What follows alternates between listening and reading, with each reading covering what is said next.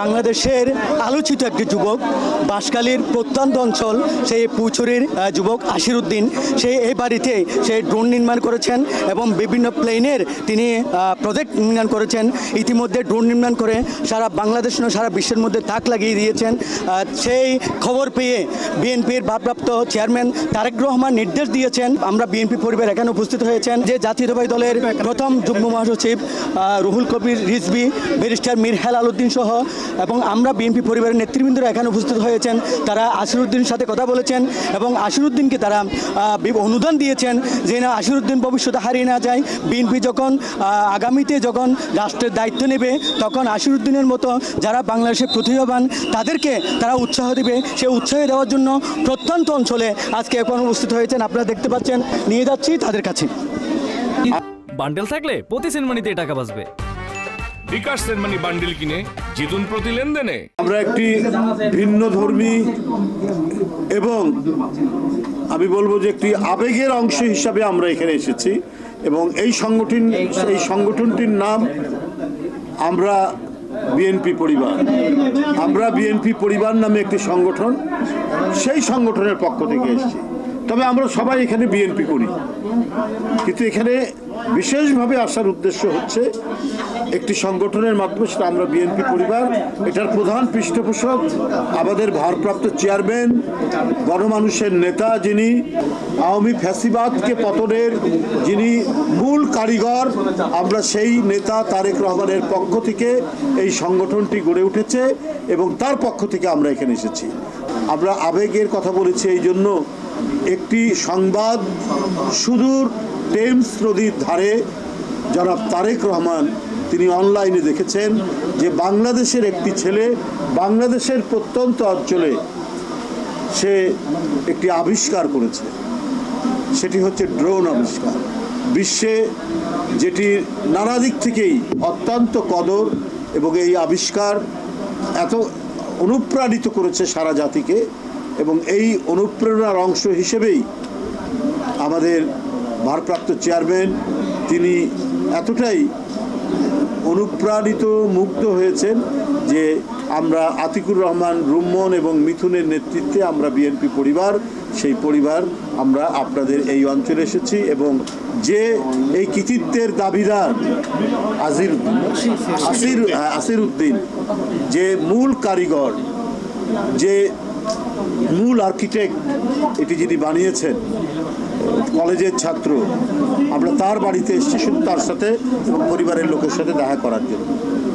এই যে একটি বিষয় যে এই প্রতিভাগুলোকে মূল্যায়ন করার জন্য আমাদের ভারপ্রাপ্ত চেয়ারম্যান সারা দেশে, কেউ বিজ্ঞানের ক্ষেত্রে, কেউ প্রকৌশলের ক্ষেত্রে, কেউ সঙ্গীতে, কেউ শিল্পে, কেউ সাহিত্যে, নানাভাবে যাদের প্রতিভার ছাপ তিনি রেখেছেন তাদের সাথে তিনি যোগাযোগ রক্ষা করেছেন, তাদের খোঁজখবর নেন এবং তারা যাতে আরও বেশি তাদের প্রকাশ ঘটে, তারা যাতে আরও তাদের চর্চার মধ্যে দিয়ে আরও উন্নততর পর্যায়ে নিয়ে যেতে পারে। তার এই পর্যায়ে নিয়ে যাওয়া মানে তো তার একার অবদান না, তার মানে সে একা গৌরবান্বিত হবে না, গোটা জাতিকে গৌরবান্বিত করবে। আশিরউদ্দিনের মতো এই ধরনের প্রতিভাবান তরুণরা এই বাংলাদেশকে আগামী দিনে গড়ে তুলবে এবং এই আগামী দিনের এদেশের যিনি এখন আগামী দিনের নয়, তিনি বর্তমানেই রাষ্ট্রনায়ক হিসেবে তিনি গড়ে উঠেছেন, তার চোখে ধরা পড়েছে এই ধরনের প্রতিভাবানরা। আমরা যদি বিএনপি অর্থাৎ বিএনপি যদি ক্ষমতায় আসে সেই সকল ব্যবস্থা তাকে করতে হবে।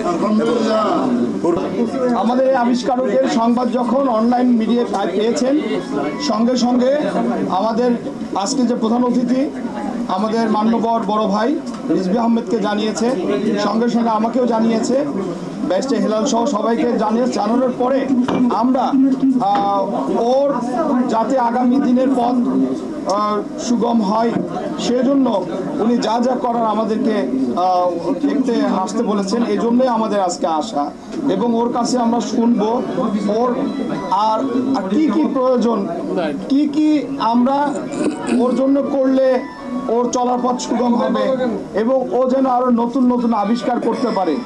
একটি ড্রোন আবিষ্কার কিন্তু যাতা ব্যাপার না। আমাদের বাংলাদেশে আমরা যতদূর জানি এই ড্রোন ক্রয় বিক্রয়ের নীতিমালাই নাই। সেখানে আমাদের বাংলাদেশি একটি প্রত্যন্ত অঞ্চলের একটি ছেলে এই জিনিসটা আবিষ্কার করে ফেলছে।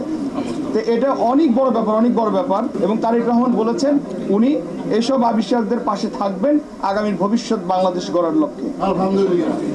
আমরা জনাব তারেক রহমানের পক্ষ থেকে একটি ছোট্ট নিয়ে আসছি, ওর শুভেচ্ছা নিয়ে আসছি। ও যেন আগামীতে ওর যন্ত্রপাতি আর কিনতে যেন সুবিধা হয় আর কি, আমরা সেটা দিচ্ছি। সে প্রত্যন্ত অঞ্চলে যেখানে আমাদের এরকম প্রতিভাবান ব্যক্তিবর্গ আছে, ওনাদেরকে সবসময় আমরা বিএনপি পরিবার, রুমন ভাই এবং আমার ছোট ভাই মিথুন, তারা সহ যারা উপদেষ্টা আছেন ওনাদেরকে দিয়ে ওনাদের কাছে পাঠাচ্ছেন। আমরা চট্টগ্রামেও চন্দনাইশ একটা দুর্গম এলাকায় গিয়েছি, এটা দ্বিতীয়বার ওনারা এসছেন। আমরা বিএনপি পরিবারের টিমকে আমি আন্তরিক ধন্যবাদ জানাই যে ওনারা আমাদের নেতা তারেক রহমানের ভিশনকে ওনারা বাস্তবায়ন করছেন।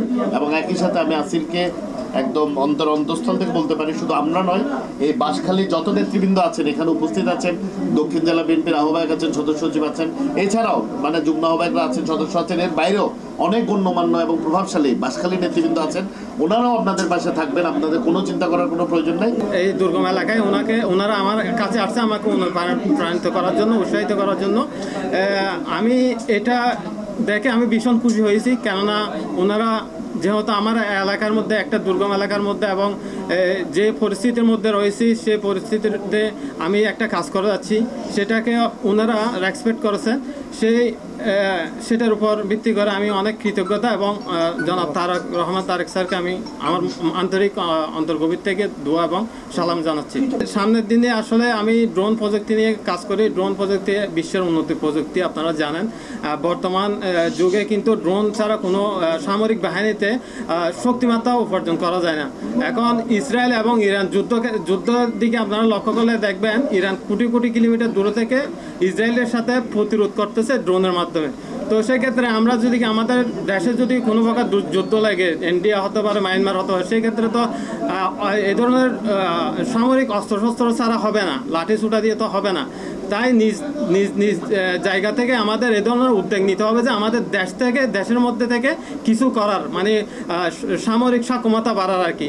তো আমি যেহেতু ড্রোন নিয়ে আগামী প্রায় দীর্ঘ 5 বছর ধরে কাজ করে আসতেছি এবং আমার এই ড্রোন প্রযুক্তি সামরিক বাহিনী ইতিমধ্যেই সেনাবাহিনীর কাছে অনেকগুলো ড্রোন হ্যান্ড ওভার হয়েছে। বর্তমানেও আমার কাছে অলরেডি 4-5টা ড্রোন আছে। তো যাই হোক, আমি এই ড্রোন প্রযুক্তিকে সামনে আরও উন্নতির দিকে এগিয়ে নিয়ে যেতে চাই। আমার মাধ্যমে যদি আরও 1000 ড্রোন তৈরি হয় তাহলে বাংলাদেশ সামরিক শক্তি আরও বৃদ্ধি পাবে। তো যাই হোক, এই জন্য আমি চাই আমার টিম নিয়ে আমি একটা সুন্দর একটা ল্যাব সৃষ্টি করি এবং ল্যাবের মধ্যে ড্রোন উৎপাদন করি। তো প্রায় দেড় মাস আগে একটা নিউজ দেখেছিলাম। সেই নিউজটা আমরা দেখি নাই, মূলত দেখেছে বিএনপি ভারপ্রাপ্ত চেয়ারম্যান তারেক রহমান। শুধু লন্ডন থেকে উনি নিউজটা দেখেছে এবং দেখে আমাদের কাছে পাঠিয়েছে যে এই ছেলেটা ড্রোন আবিষ্কার করেছে, তো তোমরা একটু খোঁজ নাও। তার প্রেক্ষিতে আমরা স্থানীয় নেতৃবৃন্দ বিশেষ করে শাইনের মাধ্যমে খোঁজ নিই এবং শাইনকে বলি।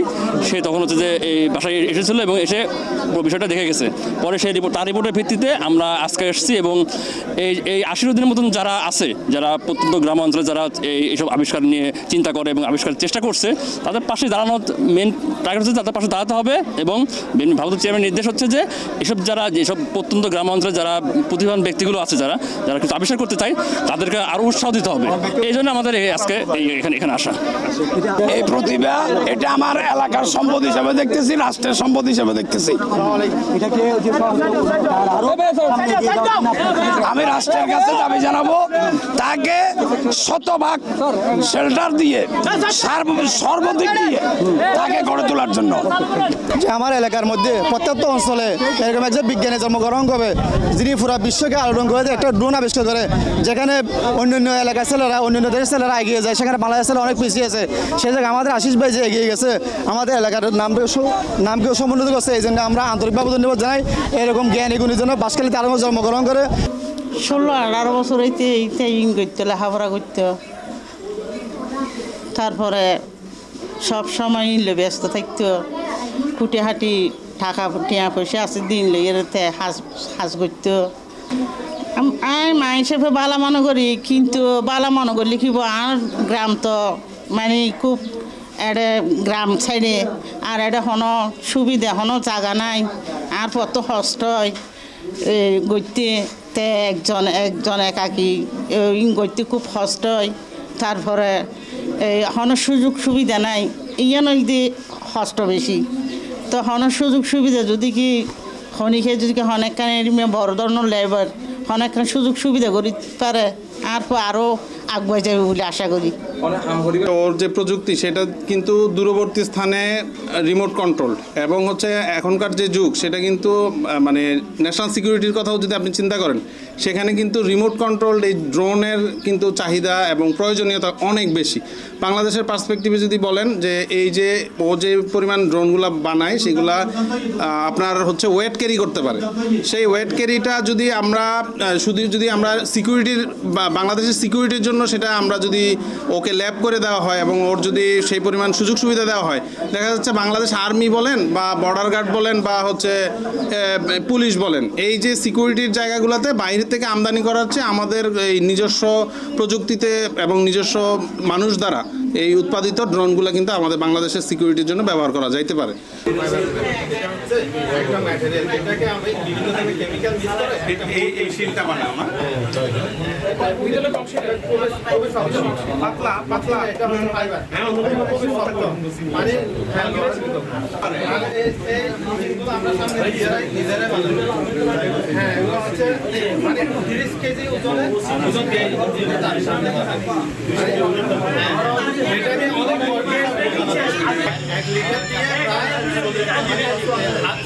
চার ঘন্টা পর্যন্ত টানা কাছে থাকবে।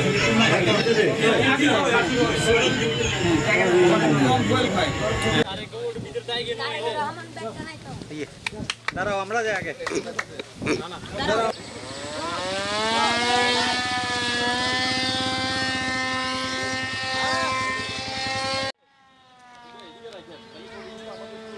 সামনে ঘুরান থাকে অন্তত